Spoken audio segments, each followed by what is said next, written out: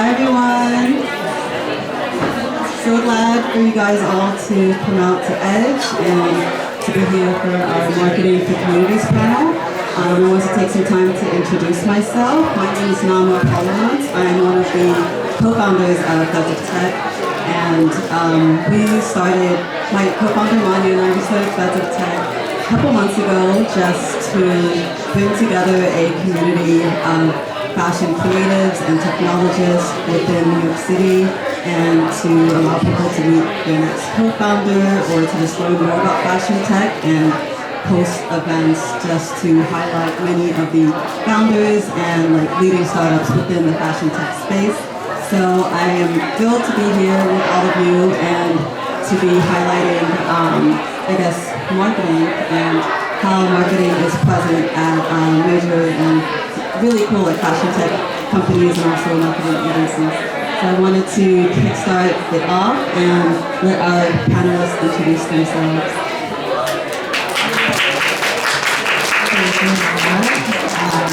Hi everyone, I'm Julia. I'm the head of marketing at Treat. Treat is a branded resale platform partnering with fashion brands in the apparel space to help them own their secondhand markets and spin off their own resale experiences and resale programs. Treat is currently partnered with about 150 brands like Cuts Clothing, Girlfriend Collective, and basically what they do is allow their customers to rehome sustainably their items that they no longer want to wear. And rather than having the people go to Poshmark or to eBay to sell it or to Facebook Marketplace, we help brands provide a safe, reliable space for the customers to go and resell their items there. Happy to be here. Hi everyone, my name is Jane. I'm the founder of Dart Studio, which is a marketing agency focused on the Web3, AI, and emerging tech space. So very happy to be here today to talk about digital fashion and what's going on in this industry. And we primarily focus on social media marketing, as well as community building and doing live events and experiences. Hello everyone, I'm Gökçe. I'm one of the co-founders of Calder. Calder builds interactive loyalty solutions as a retention marketing tool for mainly brands and also creators and sports teams. We work with brands like Gentle Monster, Charlotte Tilbury, or Burberry, and the reason essentially they choose us is they see that the world of marketing and loyalty is changing and customers want to engage beyond products. And that's where we build quests, tokenization for you to have your all-in-one community under your own domain and start engaging your fans and community. And great to be here with you today. Awesome. So great to highlight so many of these amazing female founders in the space. I wanted to kind of touch on, Jane, you mentioned digital fashion, and for those of you in the room who don't know, digital fashion is fashion that's represented through the metaverse or through online showcases or runways, etc. And also, if you guys were able to experience many of the stations that we have out there are many digital fashion experiences and also AR activations and many mixed media experiences available for you to try out. And so I wanted to kind of get your take, Jane, on kind of what are the, strategies for mixed media experiences from the digital to physical realm. Yeah, absolutely. So, obviously you guys did a great example of what a good mixed reality event is. Of course, there's the in-person component, but then you're also able to interact with both the digital and the physical. And that could be anything like the use of these digital screens right here, where you're able to actually interact with elements in the room. I think something else that's super great that we have here is digital try-on. So you could be looking at a piece of clothing and then interacting with it digitally. Another thing we see quite often is holograms and having those items there. And I think something else is connected clothing. And I know before we had your Culture Club and Kiki who have the product chip. So you could actually have, a chip in your fingernail where if you tap it, you're interacting with the different consumer. And I think these are different ways where it's not so one-dimensional. Like if you go to a traditional fashion show, it's like you have people in the audience and there's a model walking on the runway. But I think what we've seen in the digital fashion world is those two activities could be happening side by side. So we have a model walking down the runway, and next to it is we have an avatar wearing a similar digital fashion look. So this creates a more like immersive and exciting experience. And I think, from a marketing perspective, it's really great to showcase these new innovations in an in-person environment. Otherwise, it's really hard to onboard people who are like, what is digital fashion? What does it mean? But seeing it in this environment is really great. Yeah, that's amazing. I was wondering, are there specific experiences, runways or just kind of try-ons that have really connected with people, or new people experiencing digital fashion or mixed reality experiences? Yeah, I mean, one example I really like is I love 010, which are AR mirrors, so you could try on different clothes with that, and I think that's becoming more of an ongoing trend. But yeah, like I said before, I think also connected clothing is something that we're going to see a lot more in the future, just because it's another sort of way to connect to a memory where it's okay, how many people have engaged with my hat or seen my clothing, so it really tells more of a story, and I think that's what people are looking for. That's awesome. I wanted to, shift gears to Gokce, and I was wondering to kind of talk about the future of shopping and also kind of customer retention marketing. I know Calder works a lot with many fans and building out their customer loyalty program, and just kind of what is the best ways that you've seen retaining customers and working with brands to achieve that. Yeah, definitely. So we work with very different size of brands, brands that are just starting out in Shopify to brands like Burberry, who are been in the space for decades. What we are seeing is there's a universal goal and problem. The way people used to shop for products have changed since Shopify and Amazon came into the space. So the reason now that you can anyone can start a brand, there's more than products and more than D2C brands than ever. So the new generation of customers are 80x more likely to change their brands. And for this reason, customers are not shopping for the products anymore, but the experience or status of it. And this is very clear with Generation Z, but even it's getting clear with the next generations as well. So right now what we're seeing in loyalty is the old age of loyalty is over, where you can't just give 10% off for the next $100 shopped, but you need to keep engaging your customer beyond point of sale. With Calder, what this means is point of sale, the first purchase the customer gets is just the first engagement. This can also be when you tap your phone to the product to see its textile, consumer breakdown, or when you walk into the store. So you need to acquire your customer to your community platform and membership platform and keep engaging them multi-channel. And in this multi-channel engagement, it's not only discounts or points, because customers don't care about them anymore. The experiences we see our brands use the most is actually gated chats for live shopping and early access shopping with their favorite influencers from the brand, members only accesses or early accesses to the product from the Shopify storefront, which basically creates a way for the customer to be able to show and feel, I am special in this brand and I am getting the early access. And third, the badges.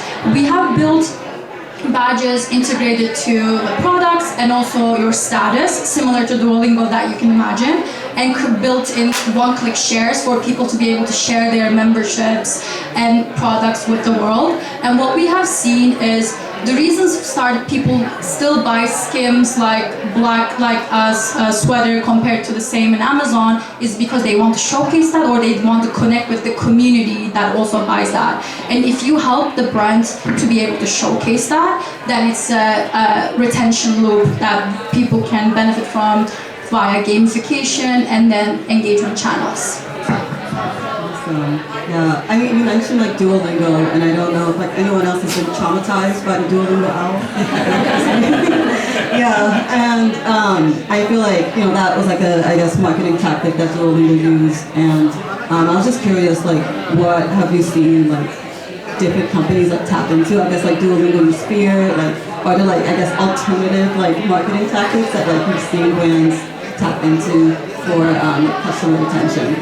Yeah, that's a great point actually. So what we have seen that may be interesting is like, for example, like we just touched the digital product passports and how that's a new interaction that we never had before. It's actually a regulation. So like in 2020, by 2025, every brand in Europe, or at least has a headquarters in Europe, will have to have digital product passports attached to their products.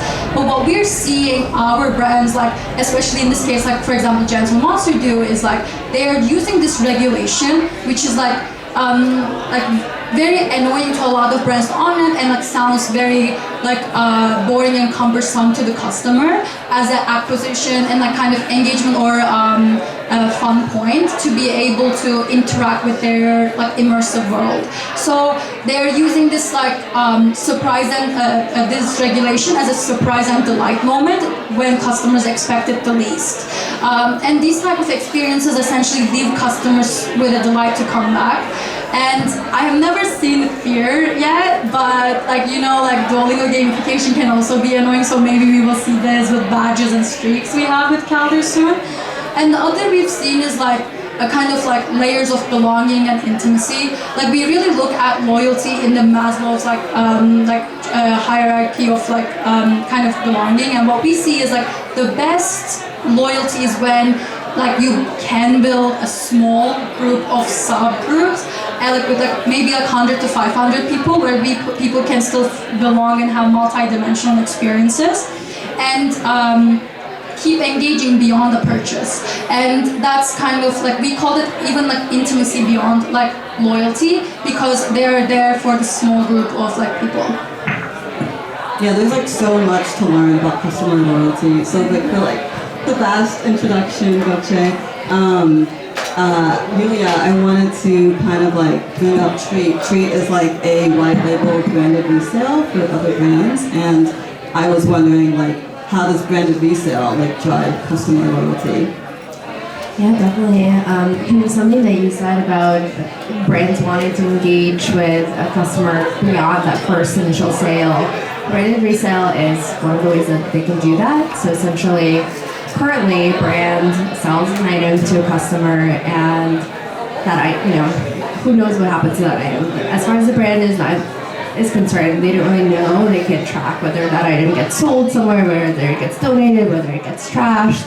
So we are essentially bringing this experience to the brand where they're able to actually control their secondhand market by building out a program internally that brings the people back into the fold. So say, you sell one shirt to somebody, and then that person goes and wears it for a year, and then they come back, and then now they want to sell it, so they come back to your website again in order to transact that resale.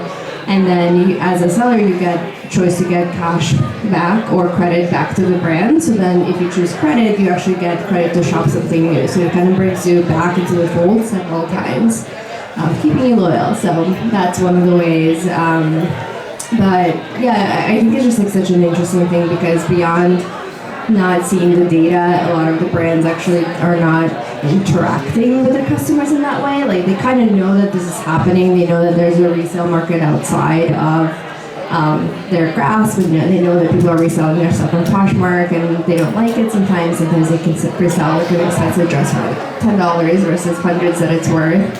So this is a way for brands to own that experience and be able to set the full pricing, be able to control the quality. And as a consumer, you know that you're getting a better quality item. It's directly coming from the brand, it's verified by the brand, and you're actually going to get the item that you're buying.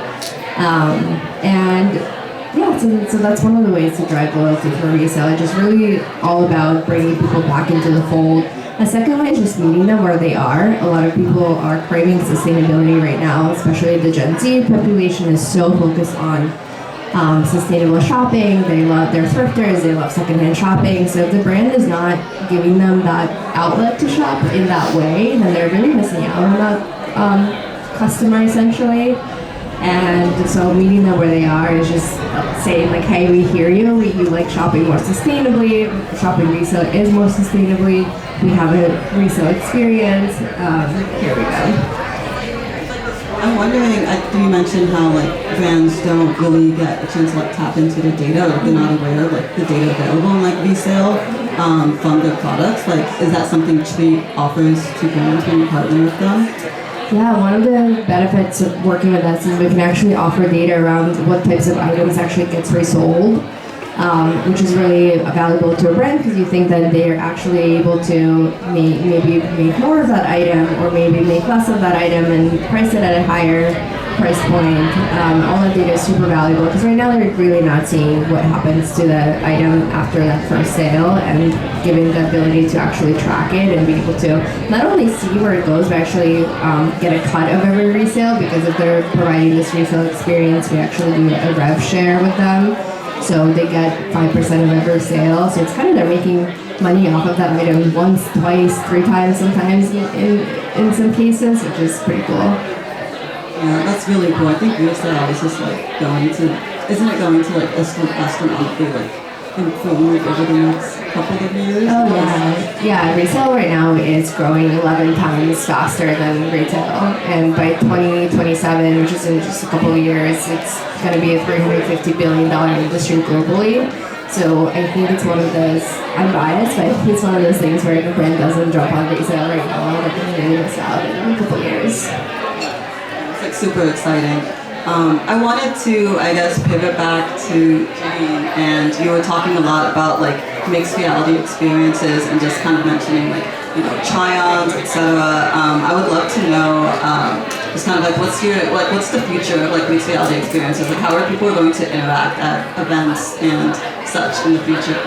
Yeah, I think that's a really great question, and I think ultimately building up what you both were talking about was loyalty. So it's like, how do you build loyalty through more immersive experiences? So I think, you know, the reward system, where if you have 10 plus interactions on your shirt, that will enable you for rewards. And there's 2 great reasons why this is good. It's like, okay, let's say I'm wearing, you know, for example, like a 90cc hat, and I have 10 people tap the 9. It's like, 1, I'm now like a walking brand advocate for this brand. I'm then creating a community of other people that also know about my brand, want to be involved. And then also there's rooms for rewards in the future. And I think gamification of brands is going to be huge. Like, unfortunately, people need like the next level incentive to go ahead and buy something, and they want something that makes them feel like a part of it. And I think, you know, going back to Lisa, why does someone buy, like, you know, if it's Skims versus the Amazon brand, they want to be part of this community, and they want that digital representation and ownership of that experience. And something else that I think really cool looking ahead is, of course, we all know like the Vision Pros were released, and I think that fundamentally is kind of going to change how we like interact and shop. And back when we were all building the metaverse in 2020, everyone's like, nobody's going to do this, this is so far-fetched. But now that we're showing ways that you could kind of go about your daily life, but then also be interacting in the metaverse, is going to change how like the everyday consumer views digital fashion and whatnot. And I think like soon we're going to see ways where I'm like, oh, I like your shirt, and you can kind of like see it in your glasses, and then like go ahead and buy that. And sort of like the boundaries between like seeing something, owning something, wearing it, and buying is all going to be blurred in the future. You mentioned like the gamification and just kind of like, you know, the mixed and like blurred like future of like mixed reality experiences. I was like wondering, I guess both to like you, Gokche, like whoever wants to chime in, just kind of like how does like gamification like how do you foresee that playing into like customer loyalty, like marketing, etc. And like what is like the future of that?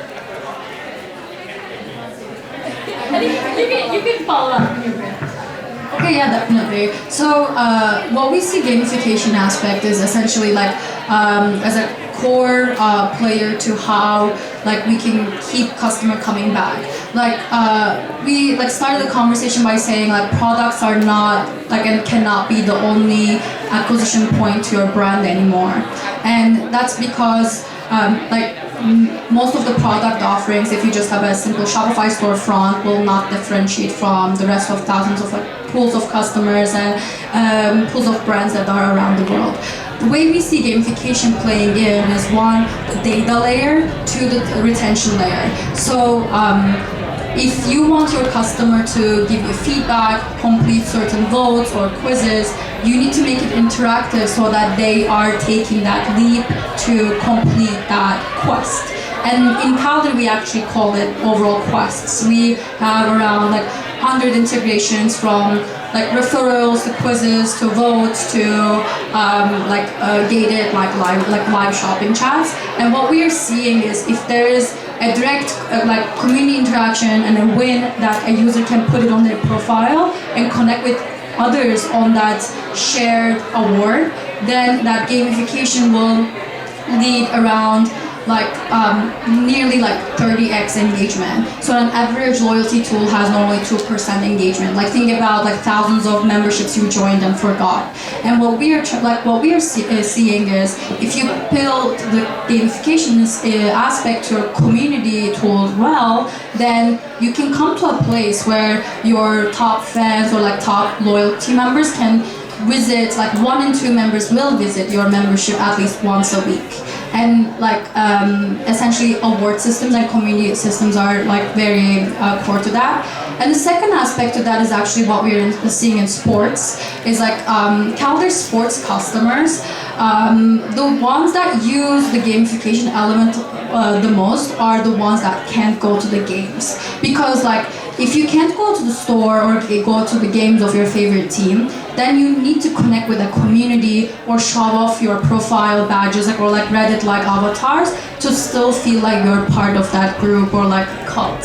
So in that sense, gamification is foundational for you to be able to connect others that have no way to connect back with you now as a founder of that brand or the community of that brand.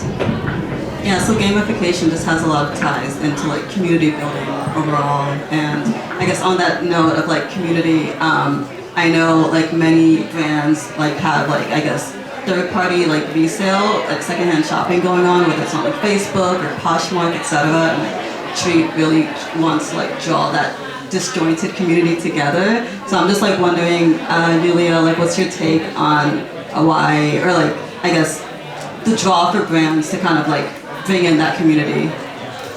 Yeah, definitely. So one of the ways that we decide if a brand is fit for resale is we take a look at their existing resale community elsewhere.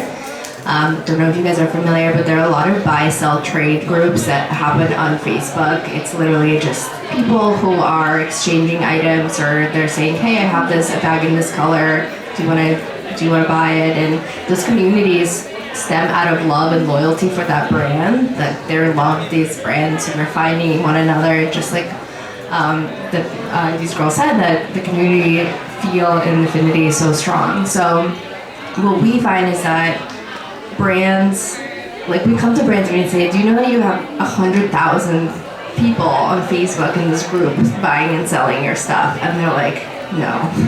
And they're well, okay, you should know that, one. And two, how do you capture that audience? How do you bring them back? And I think that this is a really cool way where by having their own resale experience, they're actually able to go to that community and say, hey, you guys love doing this already. You're already doing this everywhere.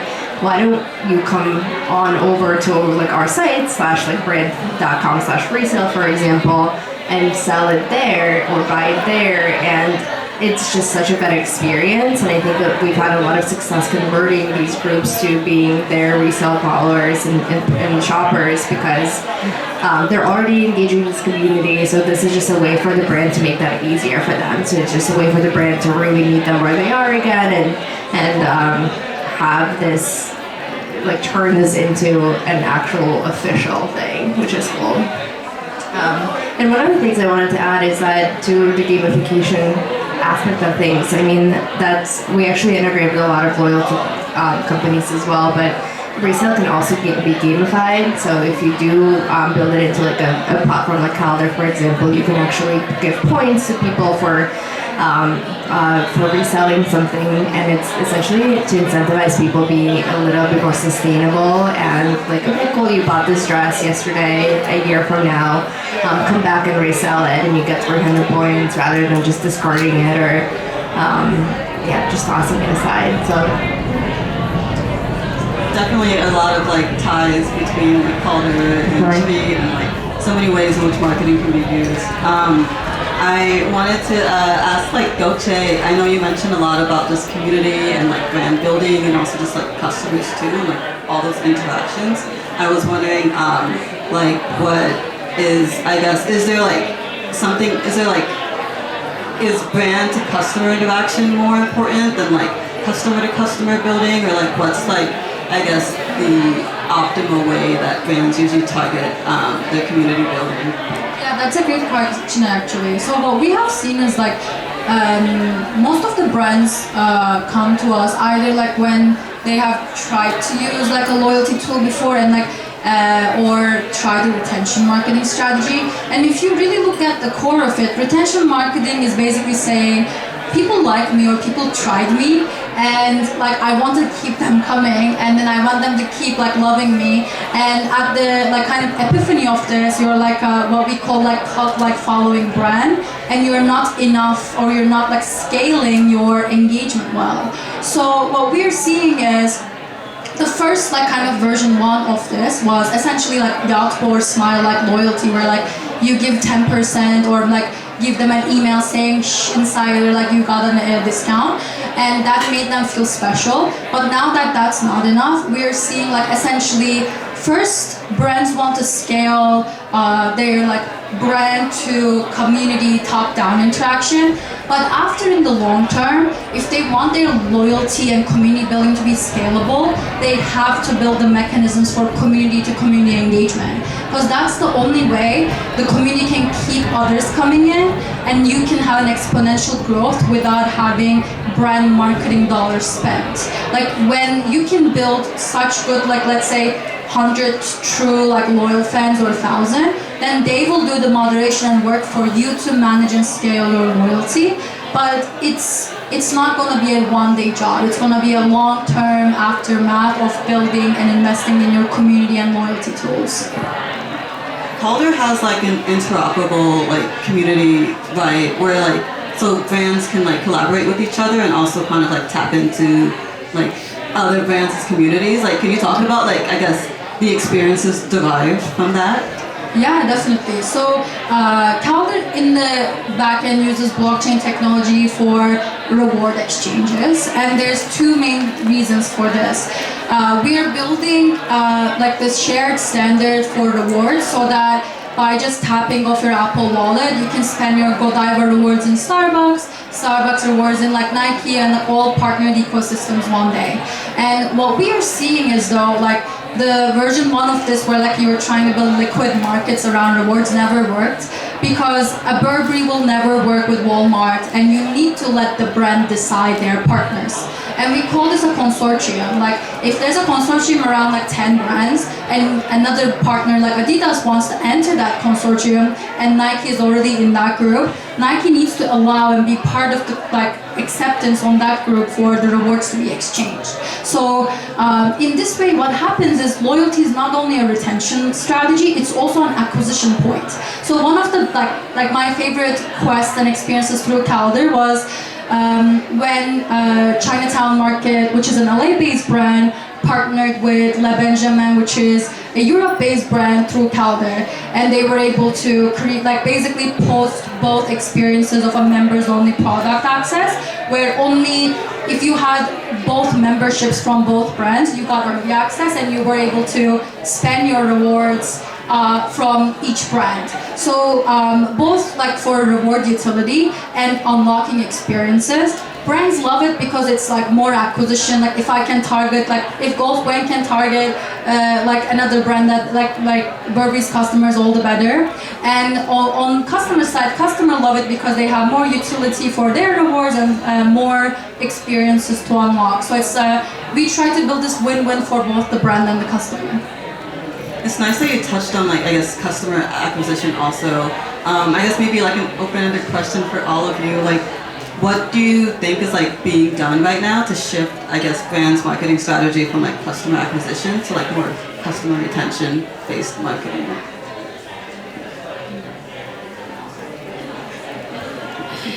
Yeah, I mean, I think in terms of that, it's kind of what you were mentioning before is having the repeat access and loyalty. I mean, I don't have a brand in the fashion space. We more do like events and social, but I think it's keeping people, feeling really connected to the community of your brand is something that we've hit over and over again, where the way that someone kind of converts from just like a passive observer to what you're doing is they feel like they're part of something. They feel like they understand, who's in your community, who's building this brand, how can they make you feel like you're connected to the product, and any sort of ways that go about that, I think is going to be really successful.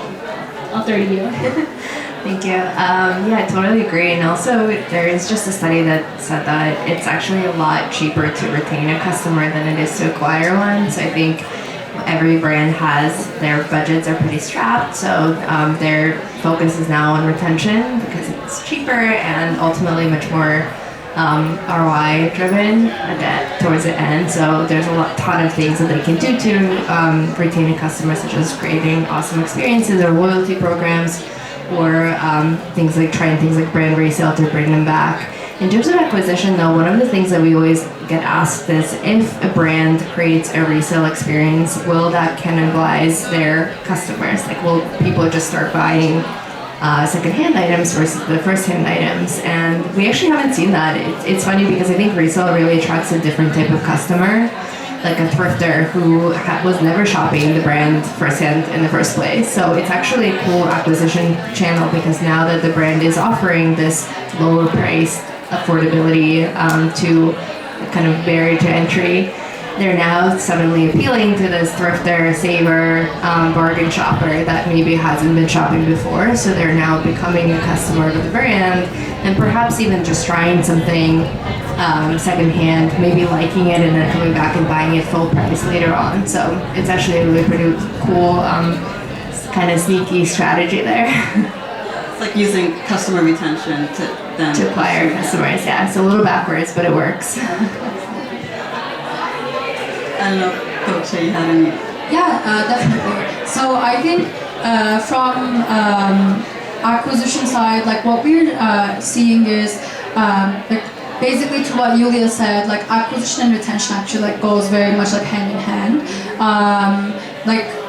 One of the main ways we have seen retention can turn into acquisition is partnering with other brands, like co-marketing, and essentially as like in Calder's sense, it's like creating more cross-brand rewards and cross-brand promotions.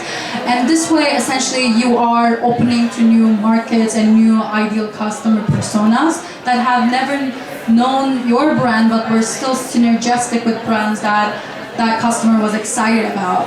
So it's really important, but in this economy, or like in the type of like brands we're seeing now, retention is top priority because at this point, ad spend doesn't add up. So the traditional sense of acquisition we know today is essentially over and killed by the walled gardens of social media. And that's why we will, in the next decade, we're gonna see like creative acquisitions like cross-marketing a lot more, and then very much like heavy investment on experiential marketing and rewarding for the existing true fans to increase the wallet share of an existing customer and build more loyalty. Yeah, awesome. Yeah, great to hear just about how like these differences can also like be very much tied hand in hand. I know, Gokce, you mentioned earlier about like the newer generation, like Generation Z, Generation Alpha, and like how they react differently to just like customer loyalty. And I guess a question for all of you, like, what's your take on like, I guess the considerations taken into like accommodating like Generation Z, like the newer generation for like brand affinity, like customer loyalty, etc. jump in on that one. I think from our perspective, one big takeaway for what they're doing is seeing this sort of clothing in games, and that sort of really ties into what we're doing with digital fashion. Like for example, a brand like Ralph Lauren they're really about like having timeless fashion and fashion for everyone, and then they're really a huge player in Roblox, for example. So I think for them, they're thinking, okay, like how do we get this younger generation? They're already seeing our products and our brands like in the games that they're playing.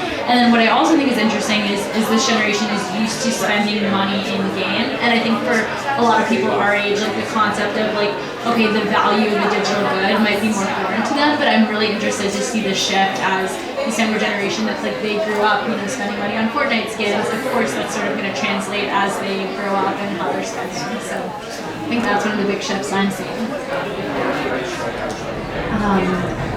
For us, I mentioned this a few times, but it's really about sustainability for Gen Z. We're seeing that sustainable shopping and thrifting and secondhand shopping is really, really largely driven by the Gen Z. They're super cool, they like their unique styles, and they don't like to wear whatever everybody else is wearing, so it just like it makes sense for them to be able to find that secondhand.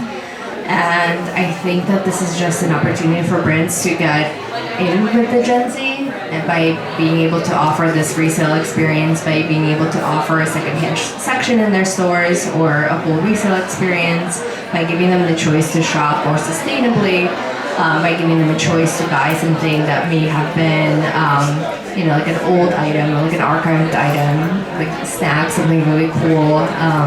That's just one of the ways that I can see that.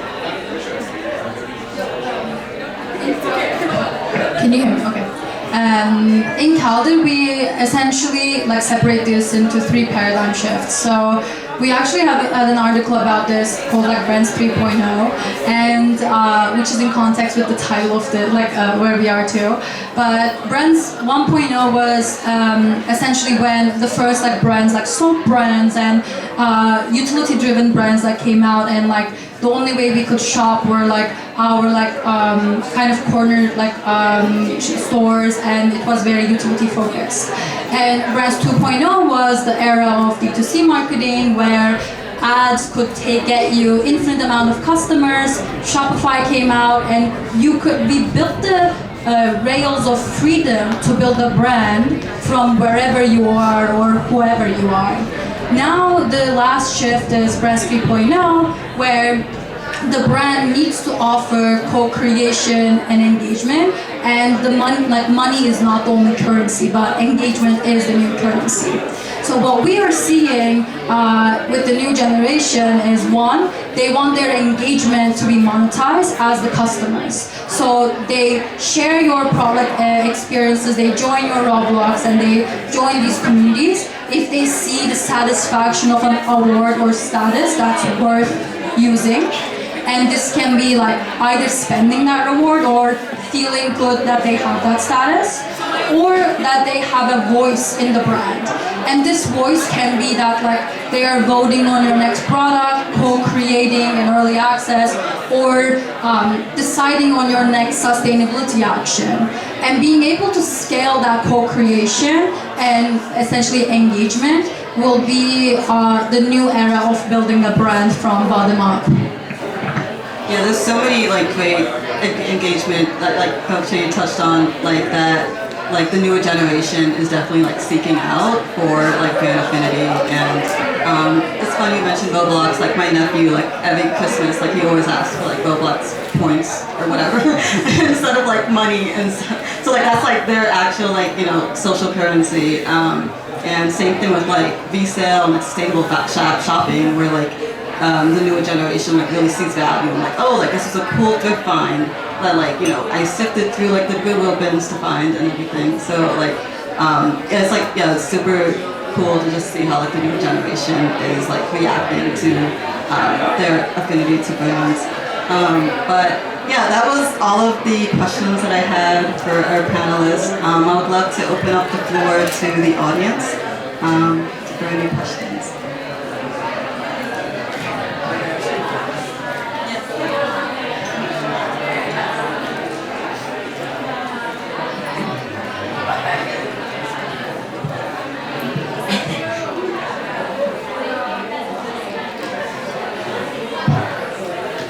Hey, thank you guys for such a lovely panel. I'm learning a lot.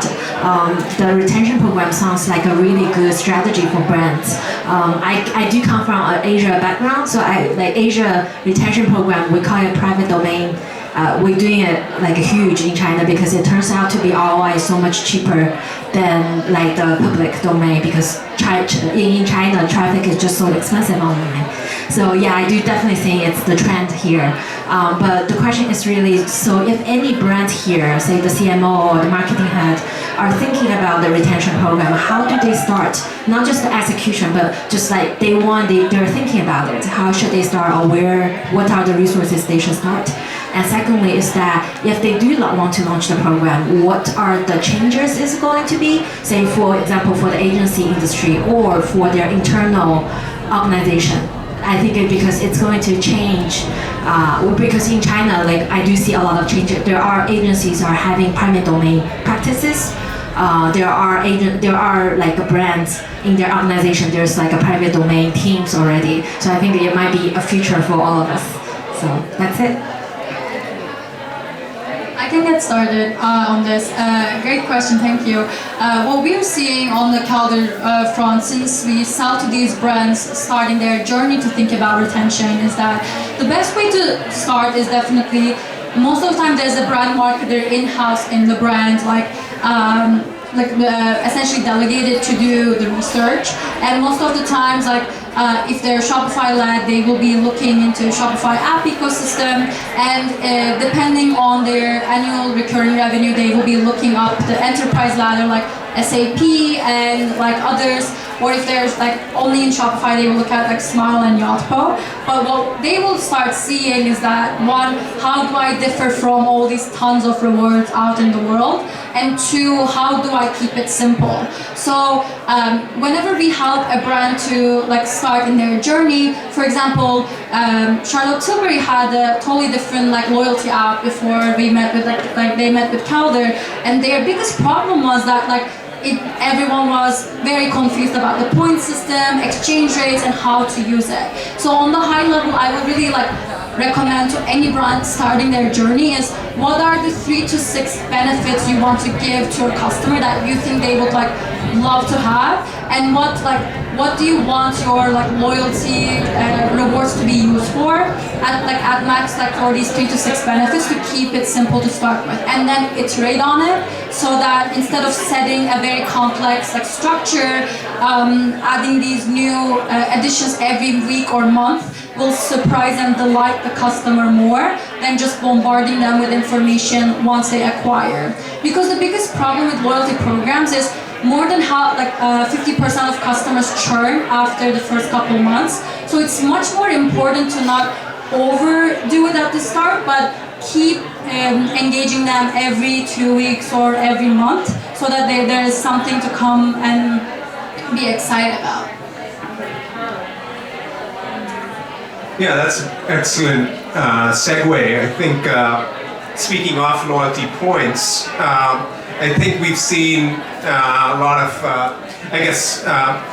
images in social media going viral, right? People lining up at the airport to get into the lounge and try and redeem all the loyalty points that have accrued, and of course can't get in, which speaks to how it's sort of become transactional, right? I think the original ideal of loyalty is when you love the brand so much that you're willing to take a hit to be able to use it. And I hate to invoke Elon Musk, but the notion of pre-ordering even before the item becomes available, etc. And just helping the aspiring buyer do the right thing. I think I can talk about my experiences at Save Away at a different time. We help brands, consumers make bigger purchases from brands without credit, debt, or regret. But I'd love to have the panel comment on authenticity and kind of fostering that true sense of loyalty to the brand. I can start. One of the things that, speaking about loyalty from a resale perspective, one of the ways that we found works really well is if you actually promote your resale experience up front. So before a person even buys anything from your brand, saying that we have a resale experience program available to incentivize a person to buy it, knowing that they can always sell it back. So invoking girl math here, if somebody is buying something, say it's a pair of shoes and they're $300, but you know that you can definitely resell them for, I don't know, $100 a year later, then you're only paying $200 for those shoes, and that becomes a lot more affordable. So just using your something like your program that's technically at the end of the life cycle and moving it forward to let customers know ahead of time that, okay, if you do buy something, we actually have a place for you to sustainably rehome this, works as that incentive. Yeah, I can also comment from like a social media marketing perspective. Also like encouraging like UGC content. So, getting rewards for, everyone post your picture of this panel and free coffee on me, just kidding. But like that kind of thing really encourages people to want to participate, show their experience, and then instead of just getting like the brands like curated, like this is what you're looking at, you get it from all the perspective of the people that are there, of the people that are interacting it, and I think that makes people trust the brand more by seeing the real consumer.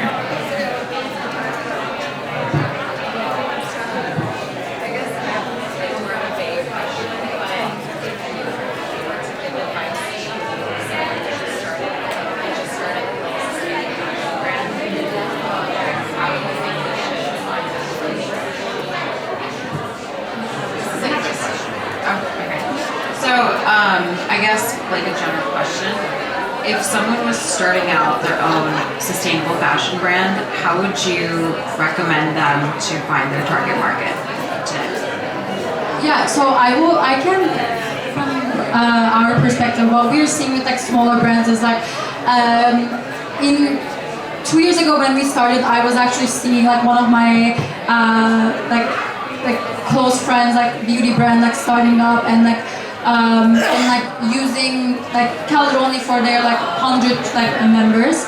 But like through that, what I have seen is if like I'm sure you have like a community of like early customers or people like believing in you and building that, just like a company would build their board members and cohort to get advice, building that like early group around you to like co-create with you or like get good feedback loops and build true loyalty for them to be also selling and advocating and be like finding those customers would be very critical, at least from that retention perspective, and I think helping to find the brand voice too. But I'm sure there's sustainable perspective in the panel as well. We have one more question over here. Thank you. First of all, I really appreciate a very insightful dialogue here. I'm Wendy, and I'm actually creative director of Visual Conductor, and we are an experiential creative studio with capabilities of transitioning brands from Web 2 to Web 3. So what you guys are talking about, I'm super excited about. I have a two-part question. We talked about gamification, and it's refreshing to see so many fashion brands jump into the metaverse. So my two-part question for you is, number one, what do you see in the next iteration of the metaverse in terms of experiences, what you would like to see? And then part two is, while it's targeting Gen Z and millennials, do you at some point see adoption by adjacent generations as well too? And how would you engage those generations? Yeah, I'll kind of chime in. Can you guys hear me? Okay, the mic just kind of. But yeah, I'll chime into sort of the first part of the question is in terms of what we want brands to see in the metaverse. Unfortunately, like that term got kind of overused and sort of thrown on the wayside. So I think the future is kind of how can you think about adding technical integrations to more like traditional shows. So that's sort of what I was talking about, the mixed reality, right? So maybe it's like in your traditional fashion runway, can we also see like a virtual replication of what is going on and kind of having those two experiences side by side. And I think it's very clear that like there's not really a situation where we're all just living solely in the metaverse like all the time. It's sort of, how can we make those two experiences connected? So for example, maybe if you do want, your consumers to engage in more of a virtual space, you could kind of say, okay, I saw you here, then if we're going to do like a follow-up reunion in 2 weeks where we could have, you know, X space where we talk about what we learned while everyone is in a certain metaverse. So I think ways that you can combine the two and sort of, you know, have interactions that are across both playing fields, I think will make you successful. Does anyone want to take part 2 of the question? I think I have anything for the metaverse.